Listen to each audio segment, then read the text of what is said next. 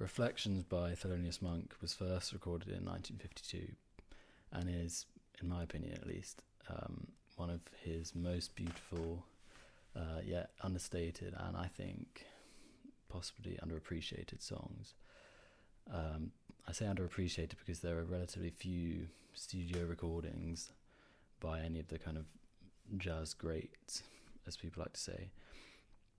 There's a Steve Lacy version, there's Sonny Rollins, there's Wynton Marsalis, and of course it's been played thousands of times live, but it is kind of indicative of how popular of a standard it is that there aren't an incredible amount of recordings. Similarly, no one's made a YouTube video on it yet, which is quite surprising, seeing as it is in the first edition of the real book, which probably tens of millions of people involved in jazz have around the world. And I say it's an understated song because it manages, I think, to convey one of the most powerful, romantic and just generally complex emotions, nostalgia, using, in jazz terms at least, relatively simple kind of harmonic concepts. I think the essence of the song, or the part that feels the most reflective, is just a simple 2/5, which obviously is the most common kind of chord change you can find. Obviously 2/5 usually goes to 1, and it does in the song actually. But yeah, and it's just a B flat minor 7 to an E flat 7 with a flat 9 and maybe a little flat 13 if you want. And the melody just descends half a step.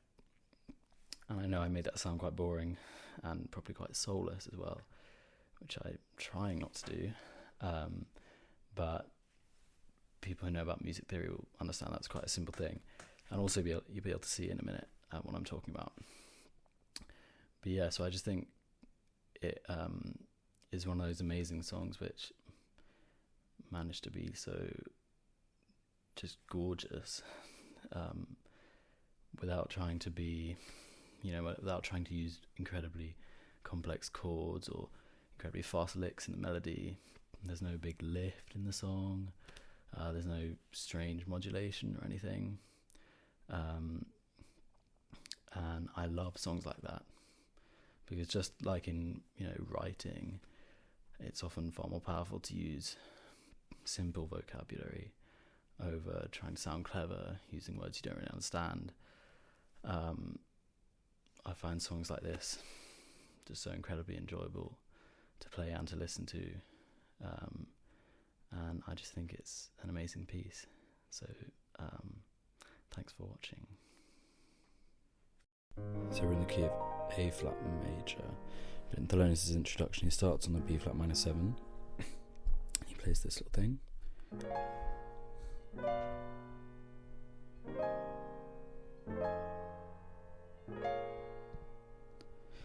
So that's a B flat minor 7, a B diminished 7. I'll just call this a C minor 7 with an A flat in the top. Similarly, F7 with an A flat at the top, back to the B flat minor 7. And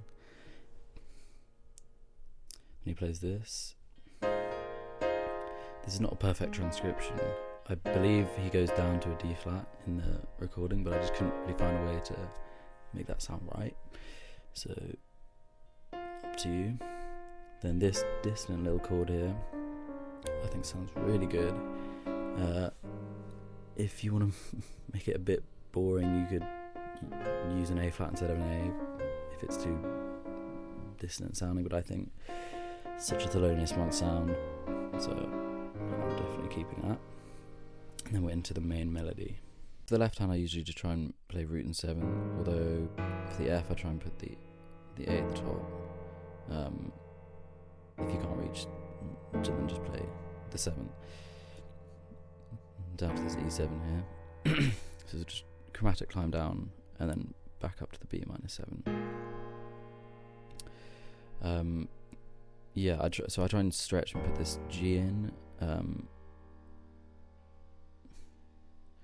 Not really necessary, as I'll show you, because you can just feel the chord with the right hand. But if you're trying to do something weird lick, or when you're improvising basically, then you could put the D flat in. I think it sounds a bit muddy, it's a bit low. But when playing the melody, you can just put the G in the right hand, so it's not really a problem. But I guess when soloing, or if you're trying to do an upper chord structure or something. So here's the melody. And like I said, I always play it like this, so putting in the G and the B, so it's this augmented 7 sound with the flat 9 which is already written. Absolutely beautiful. I think this, my favourite chord of the song, definitely.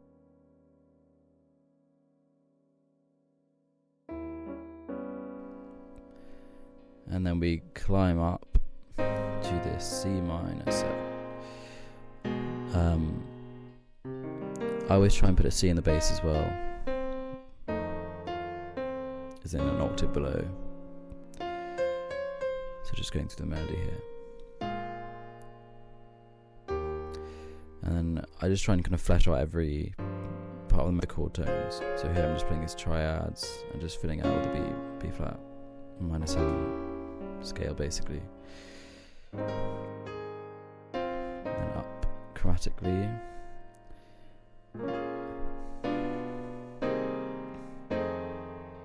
You'll notice that is exactly the same as the intro, albeit with a different rhythm and an octave down, obviously.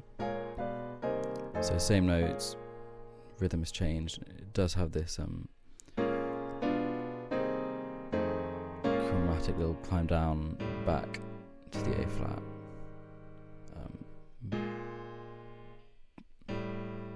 And that fulfills, in the real book they've written an A7 flat 5, so that fulfilled that basically, in my opinion.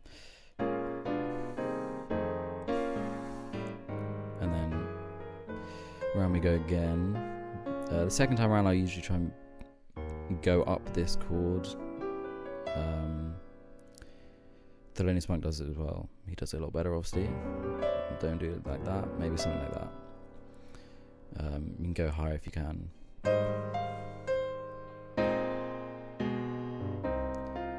And again, you see I'm just trying to put the octave C just to fulfill that bass, as this is like a solo piece.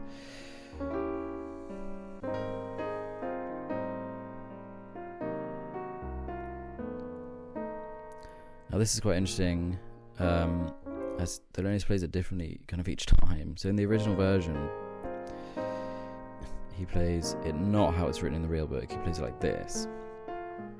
But then even he seems to play it differently subsequently, and I seem to think this is the usual way it's played, as in the way it's written.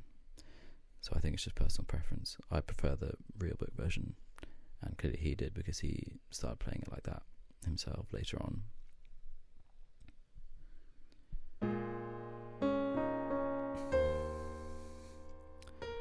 Again, just going through melody here. Interesting chord here. Well, D flat 7. You can make it pretty beautiful, as I shall try and demonstrate here.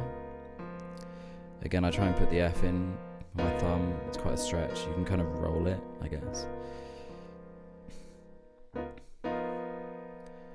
And then we're into a G minor 7 here, with this nice flat 9.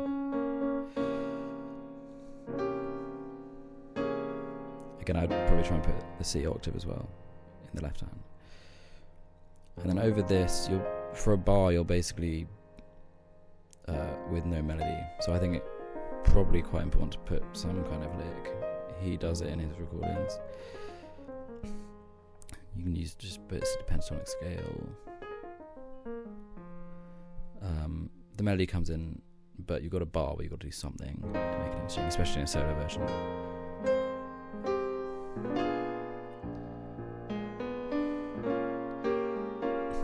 Going from a B flat dominant 7 to B flat minor 7, back.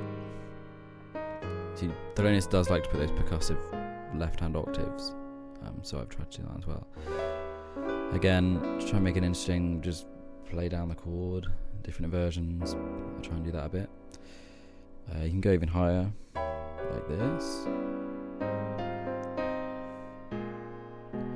And then again, we've already been over this, it's the same, although the second last chord is different, to go back to the start, or to go into the solos.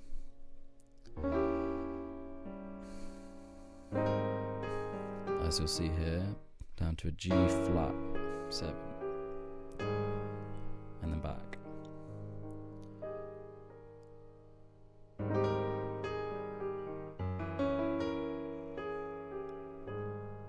Pretty lovely chord as well. And then now you go down to the E. It's not written in the real book, but I think it's quite given. So I'm just going to show the way Thelonious plays the outro in his original version. So again, just using the tones from that E flat that we played a lot. And then he puts in this an A, which is quite an interesting sound.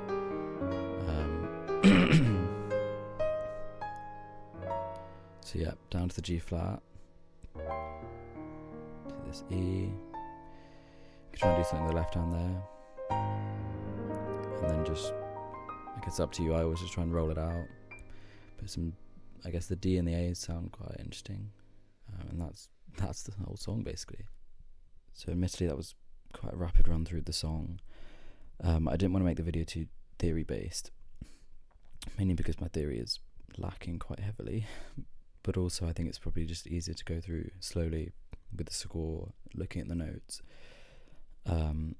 So yeah, thanks again for watching. I'm going to end with a little improvisation and an outro. So yeah, thanks again.